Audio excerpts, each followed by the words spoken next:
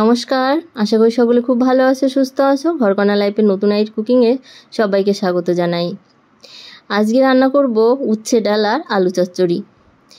অনেকেই ভাবো হয়তো আমি সিম্পল খাবার তোমাদের সঙ্গে শেয়ার করি, তবে একটা কথা বলি, শরীরের জন্য যেটা স্বাস্থ্যকর সেই খাবারগুলোই কিন্তু আমি তোমাদের সঙ্গে শেয়ার করার চেষ্টা করি। তো ভালো লাগলে অবশ্যই লাইক করো, শেয়ার করো, কমেন্ট করো, আর ভিডিওটি প্রথম থেকে শেষ পর্যন্ত দেখার অনুরোধ রইল। প্রথমে আমি কড়াইতে যে মুগের ডাল দিয়ে দেব। মুগের ডালটা হালকা করে একটু ভেজে নিতে হবে। তো একটু হালকা করে ভাজলে যখন দেখবে গন্ধ বেরোচ্ছে একটু হালকা হালকা, মানে মুগের ডালের খুব সুন্দর একটা গন্ধ হয়। তো আমি ডালটাকে নামিয়ে ধুয়ে নেব ভালো করে। আর এদিকে আর একটা কড়াইতে আমি জল দিয়েছি। তো এই কড়াইতে জলের সঙ্গে একটু লবণ দিয়েছি আর ডালটা দিয়ে দিলাম ধুয়ে ভালো করে। আর এই যে ওপর থেকে যে ফেনাটা উঠছে এই ফেনাটা কিন্তু ফেলে দিতে হয়, এটা কিন্তু থাকলে অ্যাসিডিটি হয়। তো এই ফেনাটা আমি ফেলে দেব আর আমি সেদ্ধ হতে দেবো ডালটাকে হালকা আছে। আর এখানে দুটো উস্তে নিয়েছি। তো আমার ওখানে 150 গ্রাম ডালের জন্য আমি এই ছোটো ছোটো দুটো উচ্ছে নিয়েছি। তো উচ্ছেটাকে একটু পাতলা করে কেটে নেব, খুব বেশি পাতলা নয় আবার একটু মোটাও নয়। তো এরকম করে দেখো চাকচাক করে উচ্ছেগুলোকে আমি কেটে নিচ্ছি। তো যে যেমন তিতো খায়, যদি একটু তেতো কম খেতে ভালোবাসে তাহলে একটা উচ্ছে দিলেই কিন্তু হয়ে যাবে, আর যে একটু তেতো খেতে ভালোবাসে তার জন্য দুটো উস্তে ঠিক আছে।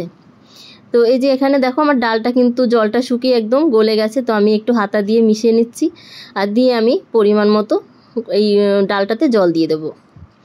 আর এই যে আর একটা কড়াইতে আমি তেল দেব। কড়াইটা গরম হলেই কিন্তু তেলটা দিতে হয়। তো কড়াইতে তেল দিয়ে তারপরে দিয়ে দিলাম এই যে উচ্ছেগুলো।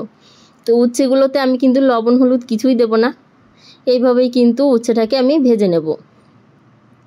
তো হালকাভাবে ভাজবো, যাতে উচ্ছেটা গলেও যায় আবার খুব বেশি কিন্তু লাল না হয়ে যায় উচ্ছেটা, এরকম করে ভাজতে হবে, আবার সেদ্ধও হয়ে যাবে।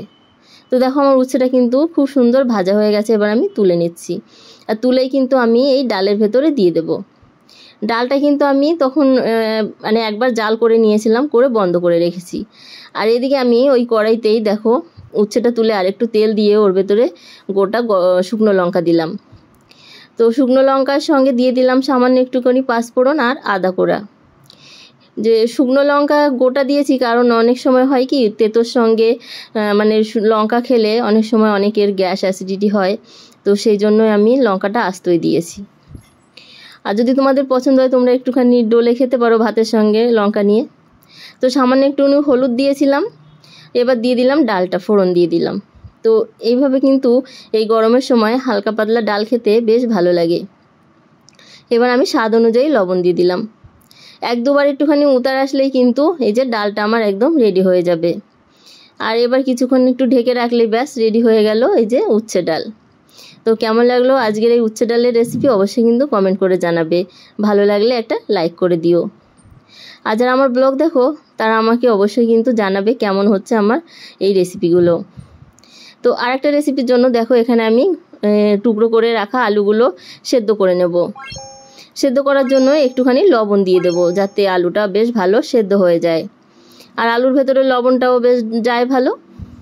লবণটা দিয়ে কিন্তু আমি আলুটাকে বেশ মানে যাতে গলে যায় সেরকমভাবেই সেদ্ধ করে নেব, যাতে ভেঙে না যায় ঠিক সেরকম দিকে একটু খেয়াল রাখতে হবে। এখানে নিয়েছি আমি এক মুঠো ধনেপাতা আর তার সঙ্গে 1 চামচ মতো হবে হচ্ছে পুদিনা পাতা, আর দুটো কাঁচা লঙ্কা নিয়েছি। তো একটু ছোট ছোট করে কেটে নেব। এটা কিন্তু তোমরা চাইলে মিক্সিতে বা হামানদিস্তায় করতে পারো, তবে বা কুচিয়েও দিতে পারো, তবে একটু হামানদিস্তায় একটু মানে কুটে নিলে বেশ ভালো হয়। তো আমি এখানে একটা মিক্সি জার নিয়েছি, ছোট জার নিয়েছি। এর সঙ্গে দিয়ে দিলাম 1/2 চামচ মতো জিরে, আর দেবো 1/2 চামচের থেকে হাফ আমি হচ্ছে গোটা ধনে, আর দিয়ে দিলাম এই যে স্বাদ অনুযায়ী একটু লবণ। যেহেতু আলু সেদ্ধ করার সময় লবণ দেওয়া ছিল তাই আমি এখানে সেই আন্দাজে লবণ দিয়েছি। আর আলুটাকেও আমি ছেঁকে তুলে নিয়েছি। এখানে কড়াইতে আমি তেল দিয়ে তার ভেতরে দিয়ে দেব গোটা সর্ষে আর একটুখানি জোয়ান। তো জোয়ানটা দিলে কি হবে, ডাইজেশনে বেশ ভালো কাজ হবে, তাই জোয়ানটা দিয়ে তার মধ্যে দিয়ে দিলাম আমি এই যে সেদ্ধ করা আলুগুলো। এবার কিন্তু আলুটাকে একটু হালকা করে ভেজে নিতে হবে, হালকা নেড়ে চেড়ে কিন্তু একটু ভেজে নেব। তো আমি অনেক সময় তোমাদের সঙ্গে শেয়ার করি একদম সিম্পল খাবার, তো যাতে তোমাদের শরীরে কোনো অসুবিধা না হয়। আর স্বাস্থ্যর দিকেও খেয়াল রাখতে হবে সবসময়। তেল মশলা বা স্পাইসি খাবার অনেকেই রান্না করতে পারে, আমিও পারি, কিন্তু সবসময় না দেখাতে ইচ্ছা করে না। ভাবি যে মানুষ তো একদিনের জন্য খাবে, দুদিনের জন্য খাবে, কিন্তু যাদের শরীরটা ভালো থাকে সেই দিকেও তো একটু খেয়াল রাখতে হবে, তাই না?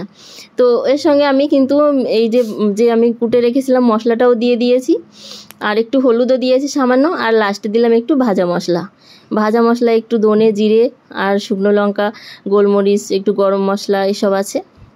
তো ব্যাস একটু নেড়ে চেড়েই নামিয়ে নিয়েছি, যে আলু চচ্চড়ি হয়ে গেছে। তো আজকের এই দুটি রেসিপি তোমাদের সঙ্গে শেয়ার করলাম। যদি ভালো লাগে অবশ্যই কিন্তু লাইক কমেন্ট শেয়ার করো, আর যারা নতুন আছে অবশ্যই চ্যানেলটাকে একটু সাবস্ক্রাইব করে বেল বাটন ক্লিক করে অল অন করে রেখো, যাতে আমার ব্লগ ছাড়লে তোমাদের ফোনে নোটিফিকেশান পৌঁছে যায়, তোমরা দেখতে পাও। অবশ্যই কিন্তু এই চ্যানেলটাকে তোমরা তোমাদের ফ্যামিলি ফ্রেন্ডদের সঙ্গে বা বন্ধুবান্ধবের সঙ্গে সবার সঙ্গে শেয়ার করতে পারো। আজ তবে আসি, দেখা হবে আর একটা নতুন ব্লগ অন্য কোনো রেসিপিতে। সবাই খুব ভালো থেকো, সুস্থ থেকো, টাটা।